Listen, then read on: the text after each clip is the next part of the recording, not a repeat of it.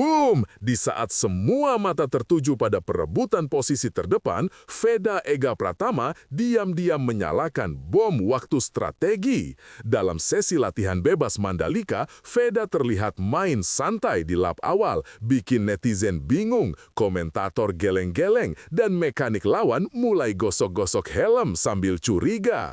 Tapi tunggu dulu, ini bukan soal mesin mogok atau ban licin, ini soal pengaturan ritme balapan yang bikin lawan kehilangan arah. Veda memperlambat sektor 1, tapi justru mengamuk di sektor 3 dan 4. Tim lain panik, data telemetri amburadul. Bahkan salah satu pelatih lawan dikabarkan bilang, ini anak kayak tahu kita bakal salah strategi. Apakah ini kebetulan? Tentu tidak, bro. Ini kalkulasi, strategi yang bikin para pembalap lain terlihat kayak mantan yang gak move on, bingung harus ngejar dari sisi mana. Dan lucunya, saat ditanya wartawan, Veda cuma nyengir, lihat aja nanti mas, lah kayak ngajak jalan tapi nggak bilang mau kemana ya.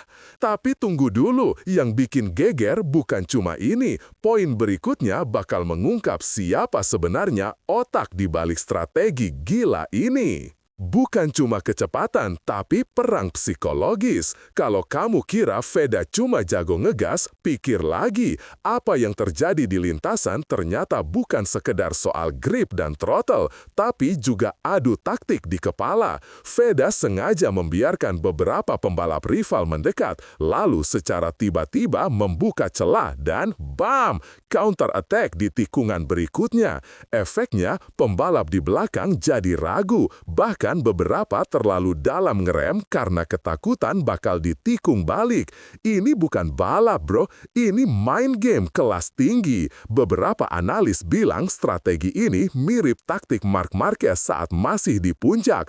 Tapi yang paling gila, strategi ini kayak bikin mantan panik waktu lihat kita upload story bareng gebetan baru. Langsung baper.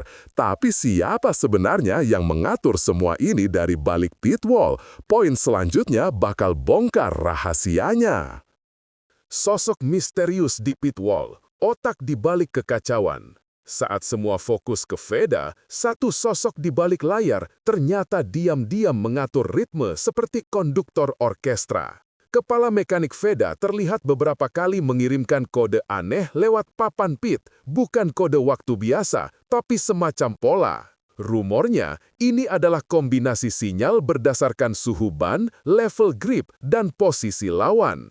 Bahkan, beberapa sumber dari pedok menyebut strategi ini bukan cuma dari Veda, tapi campur tangan pelatih dari Eropa. Wah, kayak hubungan LDR, ada campur tangan orang ketiga.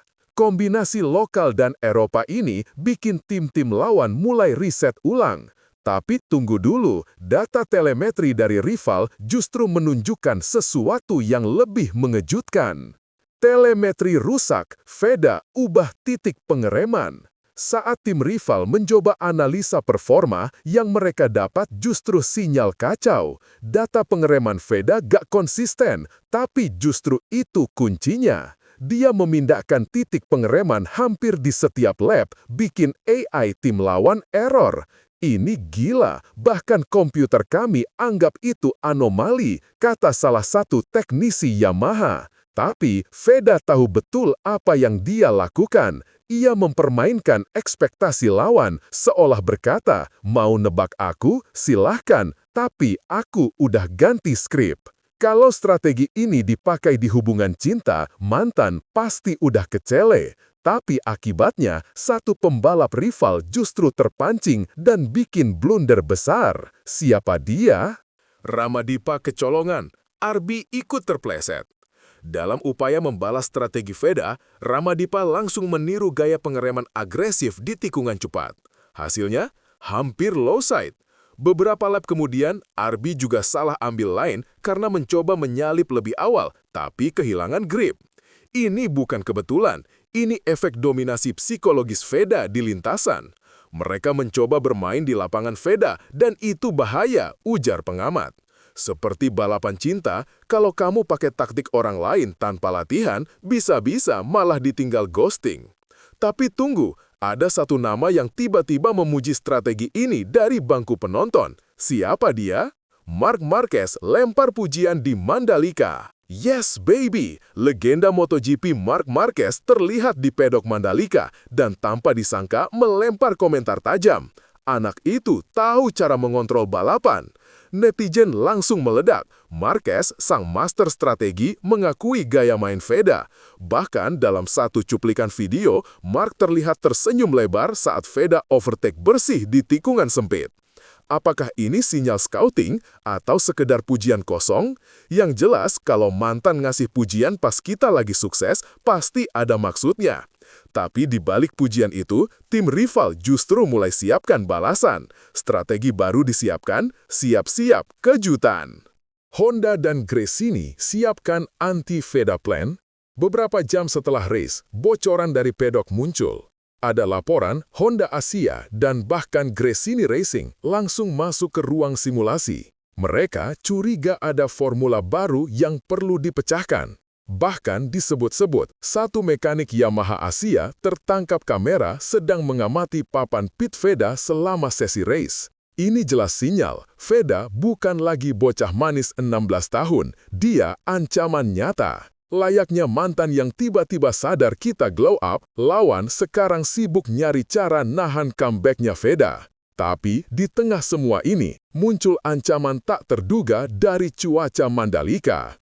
Hujan mendadak, tapi Veda sudah siap. Saat langit mendung dan beberapa tim mulai panik ganti ban, Veda justru tetap tenang. Bahkan sebelum red flag dibahas, timnya sudah siap dengan skenario ban basah dan setelan suspensi khusus. Mereka seperti tahu cuaca bakal berubah, ucap komentator. Ini bukan hoki, ini persiapan alam militer. Kalau di dunia cinta, Veda ini tipikal pasangan yang udah siapin payung, bahkan sebelum kita tahu bakal hujan. Calon ideal banget. Tapi rencana besar Veda bukan cuma untuk race ini saja. Ada misi lebih besar di balik semua manuver ini. All in demi Moto3 2026. Ya bro, ini semua bukan sekedar cari piala seri, tapi bukti bahwa Veda sudah layak naik kelas. Beberapa sumber menyebutkan Gresini dan tim Eropa lain sedang evaluasi data musim penuh Veda untuk slot Moto3 2026.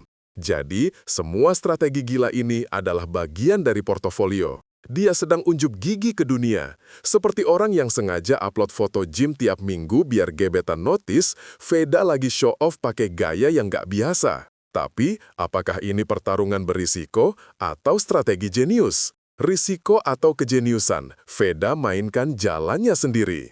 Di akhir race, saat semua tim masih debat strategi, Veda cuma bilang satu kalimat, "Kami punya rencana." Singkat, padat, penuh makna. Entah itu pertarungan besar atau manuver jenius, yang jelas dia sedang mengendalikan narasi. Saat lawan baru sadar mereka ada di papan catur, Veda sudah melangkah 3 petak ke depan.